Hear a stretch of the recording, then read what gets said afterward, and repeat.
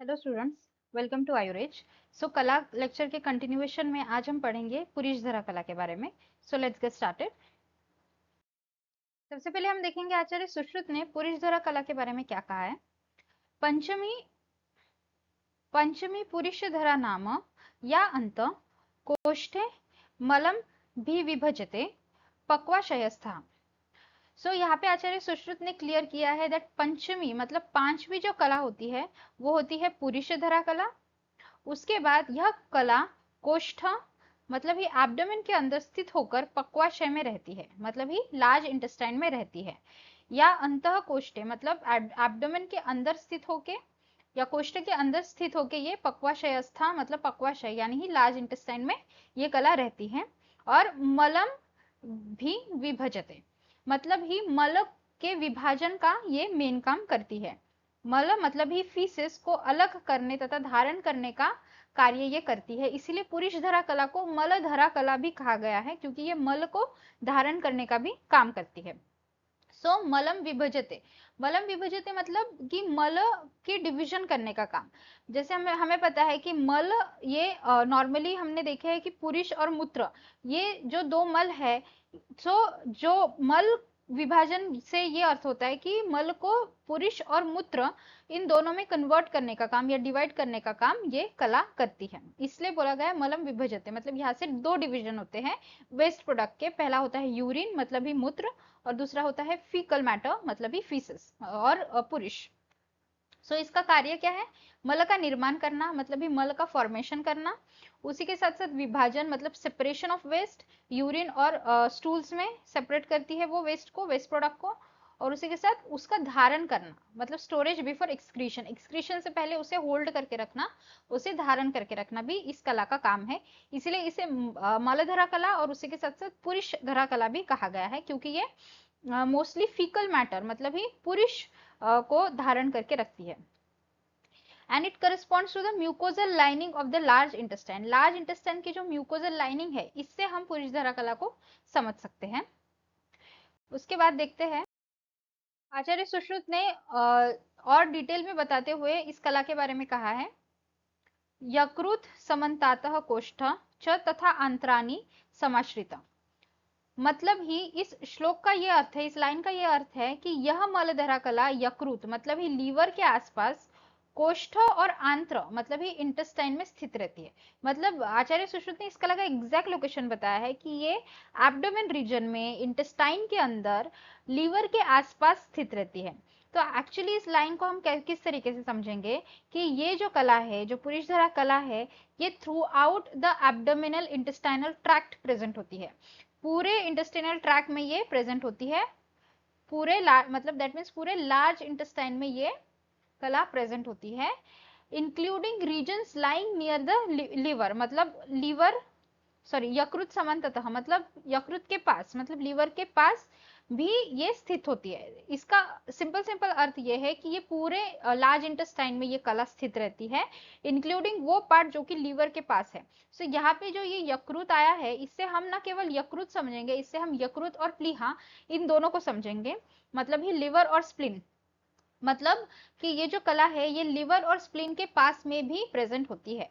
तो हमें जैसे पता है कि लार्ज इंटेस्टाइन में हिपैटिक फ्लेक्चर होता है, दिस इज हिपैटिक फ्लेक्चर, और एक होता है स्प्लेनिक फ्लेक्चर जो कि यहाँ होता है, जो कि स्प्लीन के पास होता है, और हिपैटिक फ्लेक्चर जो लिवर के पास होता है। इस लाइन का यही अर्थ है कि ये जो कला है ये पूरे कोष्ठ के एब्डोमिनल ट्रैक्ट में मतलब ही आंत्र में, पूरे लार्ज इंटेस्टाइन में ये कला प्रेजेंट होती है, इंक्लूडिंग वो पार्ट जो कि यकृत और प्लीहा के पास है। मतलब यहाँ पे हिपैटिक फ्लेक्चर और स्प्लेनिक फ्लेक्चर की बात हो रही है। उसके बाद सेकेंड लाइन है उंडुकस्थ विभजते मलम मलधरा कला। मतलब ही विशेष रूप से यहाँ पे बोला गया है कि उंडुक मतलब ही सीकम, जो सीकम रीजन है उसमें रहकर मल का विभाजन या that is separation of faecal matter ये करती है।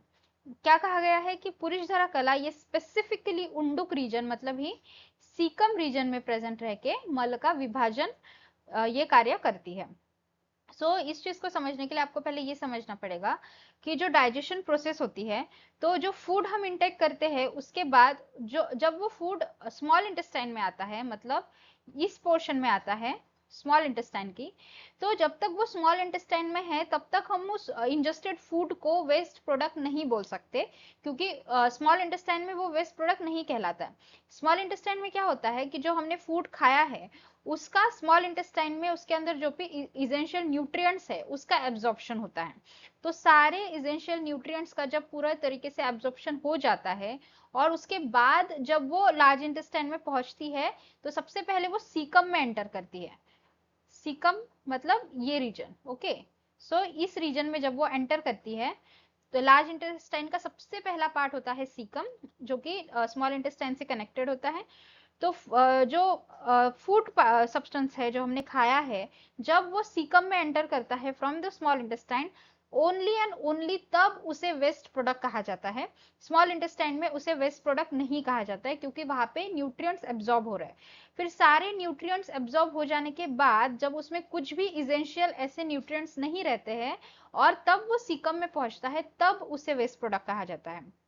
और सीकम में क्या काम होता है, सीकम इसी वेस्ट प्रोडक्ट को यूरिन और फीकल मैटर में डिवाइड करने का काम करता है। इसीलिए यहाँ पे कहा गया है कि मलम विभजते, मतलब मल का विभाजन करना, सेपरेशन ऑफ फीकल मैटर। तो यहाँ पे यूरिन अलग हो जाता है या फिर मूत्र अलग हो जाता है और फीसेस मतलब ही फीकल मैटर या फिर स्टूल्स जिसे हम कहते हैं वो अलग हो जाते हैं। इसीलिए यहाँ पे बोला गया है कि सीकम, क्योंकि सीकम ये सबसे पहला पार्ट होता है जब जहाँ पे हम उस फूड जो हमने खाया है उसे हम वेस्ट प्रोडक्ट बोलेंगे, वो सबसे पहला पार्ट होता है सीकम जो उसे ग्रहण करता है। और मल विभाजन की प्रोसेस ये सीकम में ही स्टार्ट होती है। इसलिए यहाँ पे आचार्य ने बोला है कि उंडुकस्थ ये मतलब उंडुक ये एक मेन रीजन है जिसमें मल विभाजन होता है। आइए अब समझते हैं एग्जैक्टली हम पुरीधरा कला को कैसे समझेंगे। हमने आयुर्वेद पार्ट देख लिया कि आयुर्वेद में एग्जैक्टली आचार्य ने क्या बताया है, और मेन चीज जो पुरीधरा कला की बताई है वो है मल विभाजन। तो समझते हैं कि मॉडर्न साइंस में हम इस कला को कैसे समझेंगे। तो सबसे पहले हमने देखा कि हमने इंटेस्टिनल म्यूकोजा से इस कला को कंपेयर किया है। तो आइए देखते हैं सबसे पहले इंटेस्टिनल म्यूकोजा क्या होता है। जो इंटेस्टिनल वॉल है, लार्ज इंटेस्टाइन की जो वॉल है, तो उस वॉल की जो सबसे इनर मोस्ट लेयर होती है वो होती है intestinal mucosa. Okay, intestinal wall के 3 मेन कंटेंट्स होते हैं। लेयर्स ऑफ इंटेस्टिनल म्यूकोजा या फिर इंटेस्टिनल वॉल के म्यूकोजा के 3 मेन कंटेंट होते हैं, कंपोनेंट्स होते हैं। उसमें सबसे पहला आता है एपिथेलियम। एपिथेलियम जो होते हैं वो सरफेस लाइनिंग होती है। दैट मीन्स सबसे पहले फीकल मैटर और इंटेस्टाइन के बीच में जो सबसे पहले लेयर जो प्रेजेंट होती है वो होती है एपिथेलियम। ये डायरेक्टली इन कांटेक्ट होती है विद द वेस्ट प्रोडक्ट और फीकल मैटर। ये होती है सिंपल कॉलमनर एपिथेलियम से, एपिथेलियम की बनी हुई। उसी के साथ साथ इट कंटेन्स एब्जॉर्प्टिव सेल्स। सो यहाँ पे क्या होते हैं, एब्जॉर्प्टिव सेल्स होते हैं जो कि वाटर और इलेक्ट्रोलाइट का एब्जॉर्प्शन करते हैं। सो यहाँ पे आ गया हमारा सबसे इंपॉर्टेंट पॉइंट कि यहाँ पे जो एब्जॉर्प्टिव सेल्स होते हैं ये उस वेस्ट प्रोडक्ट से वाटर को और इलेक्ट्रोलाइट्स को एब्जॉर्ब कर लेते हैं। और वाटर और इलेक्ट्रोलाइट जब एब्जॉर्ब हो जाते हैं तो जाहिर सा मतलब है कि उस वेस्ट प्रोडक्ट में से जितना भी वाटर कंटेंट है वो बाहर आ गया और वहां पे रह गया सिर्फ सॉलिड प्रोडक्ट जिसे ही हम फीकल मैटर और फीसेस कहते हैं। और यहाँ पे गॉबलेट सेल्स भी प्रेजेंट होते हैं जो कि म्यूकस सिक्रेट करते हैं। और इंटेस्टाइन में, लार्ज इंटेस्टाइन में ये गॉबलेट सेल्स काफी अबंडेंटली प्रेजेंट होते हैं because of the functional requirement, क्योंकि यहाँ पे म्यूकस सिक्रिएशन का ज्यादा काम पड़ता है।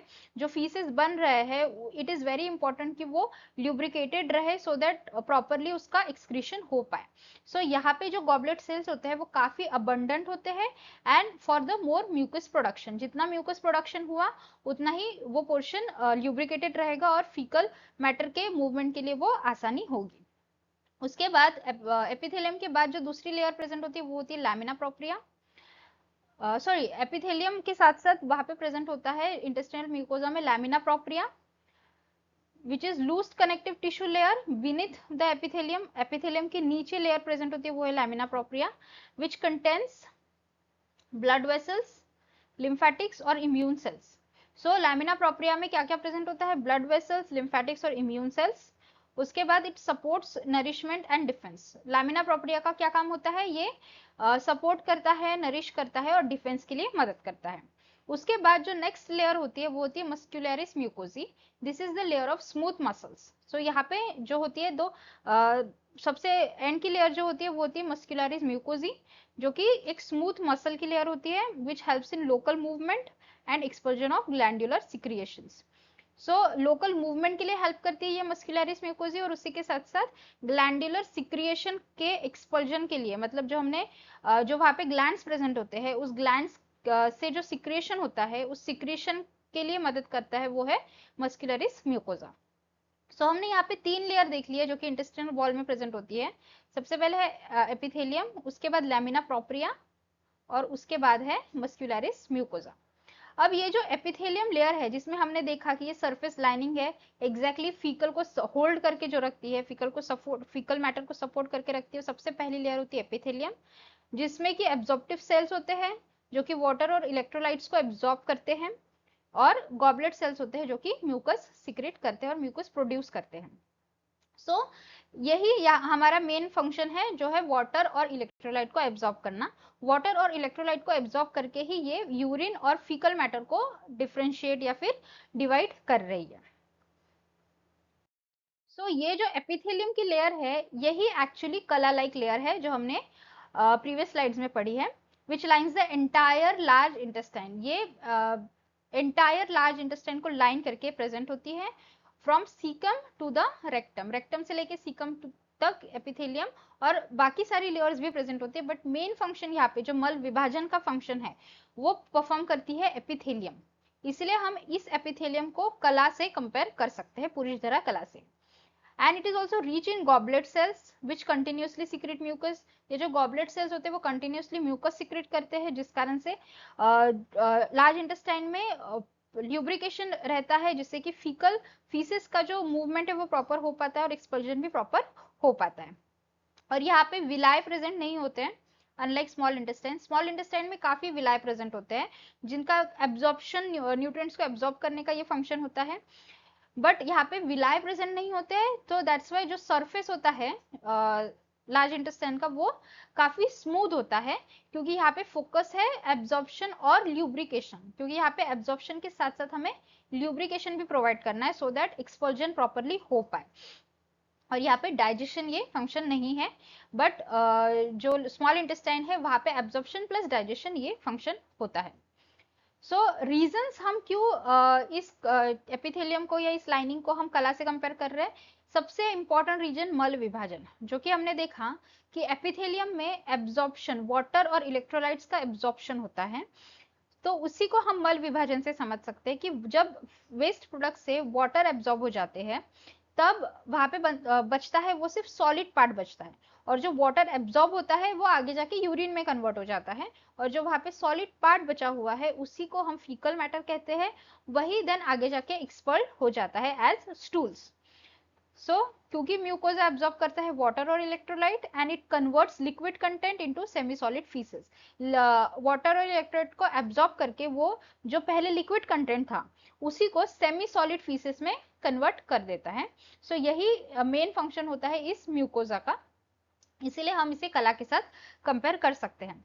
एंड उसके साथ और अलग जो फंक्शन है इसके कि it forms and binds faeces as ये म्यूकस सिक्रेट करता है। तो म्यूकस ये एक ल्यूब्रिकेटिंग सब्सटेंस होता है, और ल्यूब्रिकेटिंग सब्सटेंस क्या करता है, उस सेमी सॉलिड फीसेस को या फिर उस मल को, पुरुष को बाइंड करके रखता है, होल्ड करके रखता है और ल्यूब्रिकेट करता है, उसी के साथ साथ प्रोटेक्ट करता है। सो ये सारे फंक्शंस को अगर हम देखें तो ये कला, मतलब पुरुषधरा कला के फंक्शन जो कि आचार्य सुश्रुत ने बताए हैं उससे काफी मैच करता है। तो दैट्स वाई फंक्शनल बेसिस पे हम पुरुषधरा कला को एपिथेलियम या फिर इंटेस्टिनल म्यूकोजा से डेफिनेटली कंपेयर कर सकते हैं और समझ सकते हैं। So that's all for today's lecture. I hope आपको आज का लेक्चर अच्छा लगा हो। अगर आपको लेक्चर अच्छा लगता है तो please do subscribe, like and share to my channel. Thank you for watching this video.